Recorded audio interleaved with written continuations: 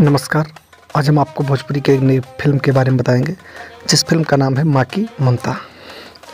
इसके star cast में है स्मृति सिन्हा, अंशुमान सिंह राजपूत, सोनिया मिश्रा, निशा सिंह, स्वीटी सिंह राजपूत, अयाज खान और अन्य कलाकार।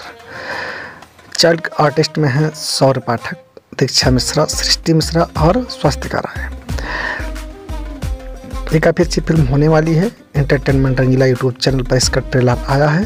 प्रोड्यूसर हैं विनय सिंह, डायरेक्टर हैं राजकिशोर प्रसाद राजू। ये फिल्म माँ की ममता है। जैसा कि नाम से प्रतीत हो रहा है कि कोई मार्मिक चीज़ें हैं इसमें, कुछ पारिवारिक ड्रामा फिल्म है इसमें और काफ़ी अच्छी फिल्म होने वाली है, जैसा कि ट्रेलर देखकर लग रहा है। अगर आप पारिवारिक फिल्मों के शौकीन हो तो इसे देखना मत भूलेगा, जब ये यूट्यूब पर आए, जब ये सिनेमा घर में लगे या फिर टेलीविज़न पर आए।